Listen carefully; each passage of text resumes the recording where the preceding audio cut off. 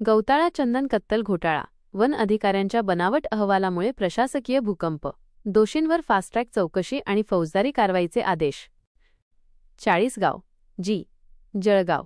गौताळा औट्रमघाट अभयारण्य, पाटणादेवी विभाग जी. जळगाव येथे झालेल्या कोट्यवधी रुपयांच्या चंदन वृक्षांच्या बेकायदेशीर कत्तल व तस्करी प्रकरणात वन विभागातील काही अधिकाऱ्यांनी हेतुपुरस्सर दिशाभूल करणारा आणि गंभीर त्रुटी असलेला तपास अहवाल सादर केल्याने मोठा प्रशासकीय घोटाळा उघड झाला आहे. या अहवालातील खोट्या माहितीमुळे शासनाच्या नोंदींची सत्यता आणि तपास प्रक्रियेवरील विश्वास धोक्यात आला आहे.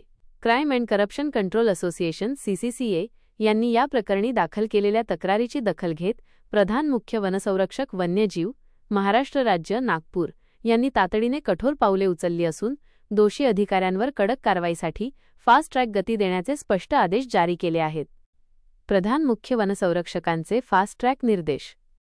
दिनांक 29 ऑक्टोबर 2025 रोजी पत्र क्र. 2693/25 अंतर्गत प्रधान मुख्य वनसंरक्षक वन्यजीव यांनी मुख्य वनसंरक्षक वन्यजीव, पश्चिम विभाग, मुंबई यांना पुढील निर्णायक कारवाईसाठी स्पष्ट निर्देश दिले आहेत. सादर करण्यात आलेल्या या तथाकथित तपास अहवालातील दिशाभूल करणारी माहिती, GPS आणि पंचनाम्यांचा अभाव तसेच आकडेवारीतील विसंगती या सर्व गंभीर त्रुटींवर सविस्तर चौकशी करून सत्यता बाहेर काढण्याचे आदेशात नमूद आहे. खोट्या अहवालातील गंभीर विसंगती आणि पुरावे वगळण्याचे षडयंत्र. Crime and corruption control association (CCCA)ने त्यांच्या तक्रारीत हा अहवाल पूर्णपणे बनावट आणि खोटी माहितीने भरलेला असल्याचे सिद्ध केले आहे. या अहवालातील प्रमुख त्रुटी खालीलप्रमाणे आहेत. विरोधाभासी नोंदी. अहवालात गौताळा अभयारण्यातील बोढरा व बोढरा बीट येथील चंदन वृक्षांची संख्या परस्पर विरोधी आणि विसंगत नमूद करून संभ्रम निर्माण करण्यात आला आहे. अपूर्ण तपास. अभयारण्यातील सर्व बाधित क्षेत्राऐवजी केवळ 2 बीटचीच घाईघाईने तपासणी करून अहवाल सादर करण्यात आला, ज्यामुळे चोरीचा मूळ आकडा लपवण्याचा प्रयत्न झाला. पुरावे वगळणे.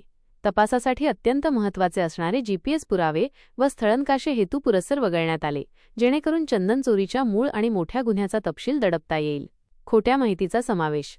अहवालात जाणीवपूर्वक खोट्या माहितीचा समावेश करण्यात आला, ज्यामुळे शासकीय नोंदी आणि तपास प्रक्रिया पूर्णपणे धोक्यात आली. दोषींवर विभागीय चौकशीसह फौजदारी कारवाईचे आदेश. प्रधान मुख्य वनसंरक्षक वन्यजीव यांच्या अत्यंत महत्त्वपूर्ण आणि कठोर आदेशानुसार मुख्य वनसंरक्षक वन्यजीव, पश्चिम विभाग, मुंबई यांना तातडीने आणि जलद गतीने खालील 3 महत्त्वपूर्ण स्तरांवर कारवाई करण्याची प्रक्रिया सुरू करण्याचे निर्देश देण्यात आले आहेत.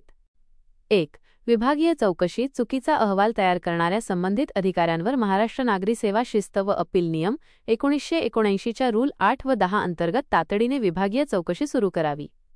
2. फौजदारी कारवाई. चुकीच्या आणि बनावट अहवालाबाबत भारतीय दंड संहिता IPCच्या कलम 218 सरकारी नोंदीत चुकीची नोंद, 409 सरकारी सेवकाकडून विश्वासघात आणि 120B गुन्हेगारी कट अंतर्गत आवश्यक फौजदारी कारवाई तातडीने विचारात घ्यावी. 3.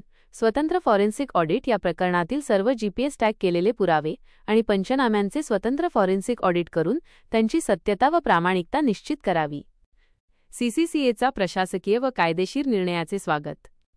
Crime and corruption control association (CCCAच्या महासंचालकांनी प्रधान मुख्य वनसंरक्षक वन्यजीव यांच्या या महत्त्वपूर्ण निर्णयाचे स्वागत केले आहे. हा आदेश म्हणजे भ्रष्टाचार, चुकीचे अहवाल आणि पर्यावरणीय गुन्हे लपविणाऱ्या प्रशासकीय घटकांवर मोठा प्रशासकीय व कायदेशीर झटका आहे.